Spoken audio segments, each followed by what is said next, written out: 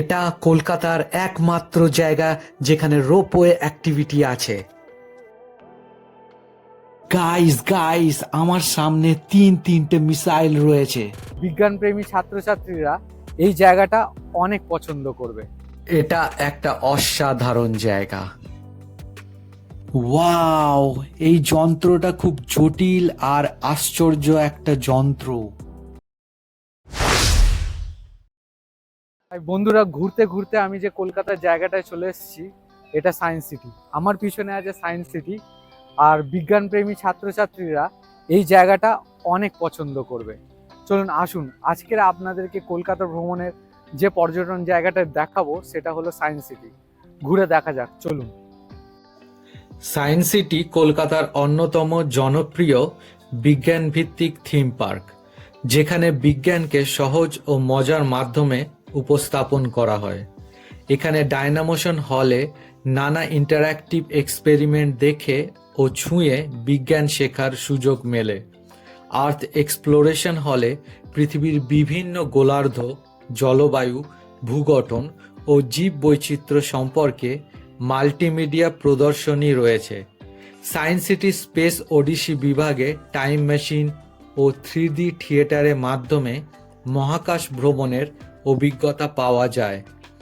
Science exploration হলে জীবনের বিবর্তন, প্রাগৈতিহাসিক প্রাণী ও আধুনিক প্রযুক্তি সম্পর্কে চমৎকার প্রদর্শনী আছে।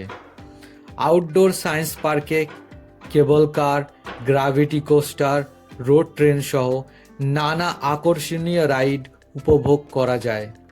শিক্ষামূলক ভ্রমণ, পরিবার সহ ঘুরে দেখা এবং শিশুদের মধ্যে বিজ্ঞান চর্চার আগ্রহ বাড়ানোর জন্য সায়েন্স সিটি একটি আদর্শ জায়গা।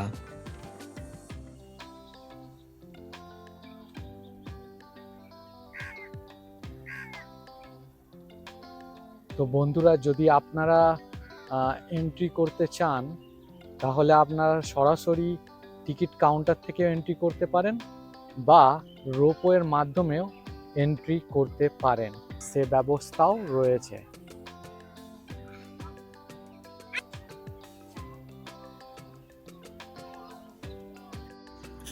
বন্ধুরা, সায়েন্স সিটির রোপওয়ে থেকে পুরো পার্কের ওপরের দিকে দৃষ্টিনন্দন ভিউ উপভোগ করা যায়, যা ভ্রমণের অভিজ্ঞতাকে আরও রোমাঞ্চকর করে তোলে।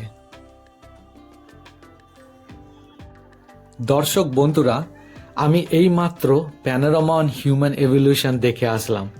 সেখানে মানুষের বিবর্তনের পুরো ইতিহাস দারুণ ভিজুয়াল উপস্থাপনায় তুলে ধরা হয়েছে। বিশাল প্যানোরামিক স্ক্রিনে আদিম মানব পূর্বপুরুষ থেকে আধুনিক হোমো স্যাপিয়েন্স পর্যন্ত রূপান্তর স্পষ্টভাবে দেখানো হয়েছে। প্রতিটি যুগকে বাস্তবসম্মত আলো, ছবি ও সাউন্ড এফেক্টের মাধ্যমে এমনভাবে দেখানো হয়েছে যে মনে হয় সময়ের মধ্যে ভ্রমণ করছি। পরিবেশ, জলবায়ু ও জীবনযাত্রার পরিবর্তনের সঙ্গে মানবদেহ ও আচরণের বিবর্তন কিভাবে ঘটেছে তা খুব সুন্দরভাবে ব্যাখ্যা করা হয়েছে। বিশেষ করে প্রাচীন মানব প্রজাতির মুখের গঠন, চলাফেরা ও জীবনধারা দেখে আমি সত্যি মুগ্ধ হয়েছি। পুরো প্রদর্শনীটি তত্ত্ববহুল হওয়ার পাশাপাশি অত্যন্ত আকর্ষণীয়, যার ফলে শেখার অনুভূতিটাও আনন্দদায়ক হয়ে উঠেছিল। আমার সায়েন্স সিটি ভ্রমণের মধ্যে এই প্যানোরামা শোটাই ছিল সবচেয়ে স্মরণীয় ও জ্ঞানবর্ধক অভিজ্ঞতাগুলোর মধ্যে একটি। দর্শক বন্ধুরা, এটি হলো সায়েন্স সিটির ডাইনোসর কমপ্লেক্স। এখানে বিভিন্ন প্রাগৈতিহাসিক ডাইনোসরের জীবন্ত মতো মডেল প্রদর্শিত হয়, যা দর্শনার্থীদের সময়ের পিছনে নিয়ে যায়। এখানে থাকা রোবোটিক ডাইনোসরগুলো নড়াচড়া ও গর্জনের মাধ্যমে বাস্তব অভিজ্ঞতা তৈরি করে। শিশু থেকে বড় সবাই এই কমপ্লেক্সে ডাইনোসরের জীবনযাপন ও তাদের বিলুপ্তির ইতিহাস সম্পর্কে জানতে পারে। ছবি তোলা ও শেখার জন্য এটি সায়েন্স সিটির অন্যতম জনপ্রিয় আকর্ষণ হিসাবে পরিচিত। কিন্তু আজকাল এই ডাইনোসর কমপ্লেক্সটা বন্ধ আছে, তাই ভিতরে গিয়ে সবকিছু আপনাদেরকে দেখানো সম্ভব হয়নি। বন্ধুরা, এটি সায়েন্স সিটির মিউজিক্যাল ওয়াটার শো। আপনারা দেখতে পাচ্ছেন কিভাবে সুরের সঙ্গে জলের ফোয়ারার অসাধারণ নৃত্য। যা আমাদেরকে এখন মুগ্ধ করছে। আপনাদেরকে জানিয়ে রাখা ভালো, আমি কিন্তু এখানে গানের সাউন্ডটাকে মিউট করে দিয়েছি, কিন্তু সঙ্গীতের তালে তালে জলের জেটগুলোর ওঠানামা যেন একটি জীবন্ত জলনাট্যের অভিজ্ঞতা দেয়, তাই না? সন্ধ্যার পর এই শো আরও আকর্ষণীয় হয়ে ওঠে, কারণ চারপাশের আলো ও রঙিন লেজার এফেক্ট পরিবেশকে জাদুময় করে তোলে। কিন্তু আমি দিনের বেলাতে দেখছি, তাই আলোর সাথে এই ওয়াটার শোটার অনুভব নিতে পারছি না। ডিয়ার ভিউয়ার্স, আমি এক্ষুনি সায়েন্স সিটির যে 3D শোটা আছে এটাকে শেষ করে এই মিউজিয়ামে আসলাম। অভিজ্ঞতা দারুণ ছিল, অসাধারণ একটা অভিজ্ঞতা ছিল। এই অভিজ্ঞতা অবশ্যই আপনাদের সঙ্গে শেয়ার করব। দুঃখ এটাই ছিল যে ভিতরে কোনো রকম ভিডিওগ্রাফি বা ফটোগ্রাফি অ্যালাউ নেই, তাই জন্য এই যে জিনিসটা যেটা আমি দেখলাম সেটাকে আমি ফোনের ক্যামেরার মধ্যে বন্দি করতে পারলাম না, বা আপনাদেরকেও তেমনভাবে ডেসক্রাইব করতে পারবো না, কিন্তু আমি চেষ্টা করব যথাসাধ্যভাবে যে 3D শোটা কেমন দেখেছিলাম। এই যে সায়েন্স সিটি 3D শোটা সত্যি অবিশ্বাস্য আর এক ভার্চুয়াল অভিজ্ঞতা ছিল আমার জন্য। শো শুরু হতে চোখের সামনে সব কিছু যেন জীবন্ত হয়ে উঠছিল, মনেই হবে না যেন নকল। 3D চশমা পরে দৃশ্যগুলো দেখে মনে হচ্ছিল যেন হাত বাড়ালেই ছুঁয়ে ফেলতে পারেন। 3D চশমা যখন আপনারা 3D থিয়েটারের ভিতরে ঢুকবেন তখনই আপনাদেরকে প্রোভাইড করা হবে, আর কোনো কিছু নকল মনে হবে না। আমারও মনে হচ্ছিল যেন আমার সামনেই আছে, আমি হাত বাড়ালেই ছুঁতে পারবো। বিশেষ করে মহাকাশ, গ্রহ আর অ্যাস্ট্রয়েডের দৃশ্যগুলো ছিল অত্যন্ত বাস্তবসম্মত। মাঝে মাঝে এমন লাগছিল যেন বসে থাকা অবস্থাতেই আমি কোনো মহাকাশযানের ভিতরে ভ্রমণ করেছি, আর হবেই বা না কেন, গল্পটাই তো এমনভাবে সাজানো হয়েছিল। গল্পতে বলা হয়েছিল ভাইজার একটা মহাকাশযান যেটা ইউএস থেকে লঞ্চ করা হয়েছিল মহাকাশের উদ্দেশ্যে, আর এর মিশন ছিল এই মহাকাশের বিষয়ে অনেক তথ্য দেবে, আর এটা পৃথিবী ছাড়িয়ে একটার পর একটা গ্রহকে অতিক্রম করে মহাকাশের দিকে যাচ্ছিল, আর বিভিন্ন গ্রহ, উপগ্রহ আর মহাকাশের অনেক অভিজ্ঞতা দিচ্ছিল। মনে হবে আপনি এই মহাকাশযানের ভিতরে ছিলেন। শব্দের এফেক্টগুলো দারুণ ছিল, যা পুরো অভিজ্ঞতাকে আরও তীব্র করেছে। বাচ্চা বড় সবাই উত্তেজিত হয়ে প্রতিটি দৃশ্য উপভোগ করছিল। 3D গ্রাফিক্সের মান এমন ছিল চোখ ধাঁধানো, একটুও কৃত্রিম মনে হয়নি, মনেই হবে না যে এগুলো নকল, কারণ এমন গ্রাফিক্স ছিল। বিশেষ করে আলো আর রঙের ব্যবহারে পুরো প্রদর্শনীর সৌন্দর্য আরও বেড়ে গিয়েছিল। শোতে বিজ্ঞানভিত্তিক তথ্য সহজভাবে উপস্থাপন করা হয়েছিল, যা শেখার অভিজ্ঞতাকে আনন্দদায়ক করে তুলেছিল। কখনো মনে হচ্ছিল গ্রহগুলো ঠিক আমার সামনে ভেসে আছে, আবার কখনো মনে হচ্ছিল আমি গ্যালাক্সির মধ্যেই ভাসছি। তাই অভিজ্ঞতা এমন ছিল, মাঝে মাঝে আমি ডান দিকে বা বাঁ দিকে সরে যাচ্ছি, মনে হচ্ছে আমার এটা গ্রহগুলো আমার মুখে এসে লাগবে বা অ্যাস্ট্রয়েডগুলো আমার মুখে এসে লাগবে, এমন এই 3D অ্যানিমেশন ছিল। মানে 3D অ্যানিমেশনের মুভমেন্ট এতটাই মসৃণ ছিল যে চোখের সামনে সরানো কঠিন হয়ে পড়েছিল, মানে চোখের সামনে থেকে আপনি সরাতে পারবেন না। সাউন্ড সিস্টেমের কম্পন পুরো হলে ছড়িয়ে পড়ছিল, যা রোমাঞ্চ বাড়িয়ে দিচ্ছিল। শোতে মহাজাগতিক বস্তুগুলোকে দেখানো ধরন সত্যি শিক্ষামূলক ছিল। প্রতিটি দৃশ্যের সঙ্গে সঙ্গে গল্পের ধারা স্পষ্টভাবে বোঝা যাচ্ছিল। শিশুদের কৌতূহল দেখে মনে হচ্ছিল তারা সত্যি বিজ্ঞানের প্রতি আগ্রহী হয়ে উঠেছে।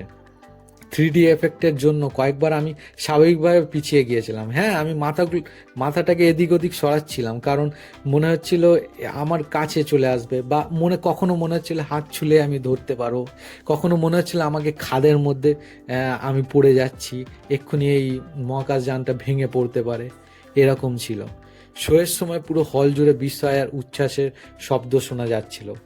এটি ছিল আমার সায়েন্স সিটি ভ্রমণের অন্যতম হাইলাইট। আপনাদেরকে আমি রেকমেন্ড করব, আপনারা অবশ্যই এই 3D শোটাকে আপনারা দেখবেন। এটা যদিও একটা টিকিট মূল্য আছে, তো ওই যৎসামান্য মূল্য দিয়ে এই অভিজ্ঞতাকে আপনারা নিতে পারেন। অবশ্যই এই অভিজ্ঞতা আপনারা নেবেন আর মিস করবেন না। যদি সায়েন্স সিটিতে আসবেন, এর ভিতরে প্রবেশ করবেন, তাহলে এই 3D শোয়ের অভিজ্ঞতা নেবেন। এটি শুধু বিনোদন নয়, শিক্ষণীয় একটি অভিজ্ঞতাও। এটা আপনার সবসময় মনে থাকবে। আমার অভিজ্ঞতা আমি আপনাদের সঙ্গে শেয়ার করলাম, আর আশা করি আপনাদের প্রত্যেকেরই এই অভিজ্ঞতা ভালো লাগবে। সায়েন্স সিটির ভিতরে খাবার দাবারের স্টল, যেমন আইসক্রিম স্টল, চা কফি স্টল বা ঠান্ডা পানীয় স্টলও রয়েছে। এছাড়া এর পাশে আপনারা দেখতে পাচ্ছেন একটা খুব বড় বাচ্চাদের প্লেইং গ্রাউন্ড রয়েছে, যেখানে অনেক কিছু অ্যাক্টিভিটি রয়েছে, সায়েন্টিফিক অনেক কিছু অ্যাক্টিভিটিস রয়েছে, যেখানে আপনার ঘরের বা আপনার পরিবারের ছোট্ট এই জায়গায় আপনার ঘরের বা আপনার পরিবারের ছোট্ট কেউ যদি থাকে, তাহলে তারা এখানে এসে অনেকটা সময় কাটাতে পারবে। অনেক কিছু অ্যাক্টিভিটিস আছে, তাই আপনাদের ঘরের যদি ছোট সদস্য কেউ আছে, অবশ্যই তাদেরকে এখানে নিয়ে আসবেন। তারা অনেক কিছু অ্যাক্টিভিটির মাধ্যমে বিভিন্ন রকম এখানে মজা খুঁজে দিতে পারবে, আর অনেক কিছু এখান থেকে শিখতে পারবে। খুব সুন্দর আর অনেক বড় জায়গা রয়েছে এখানে। অনেক বাচ্চারা দেখতে পাচ্ছেন যে এখানে খেলা করছে আর বিভিন্ন রকমের জিনিস শিখছে।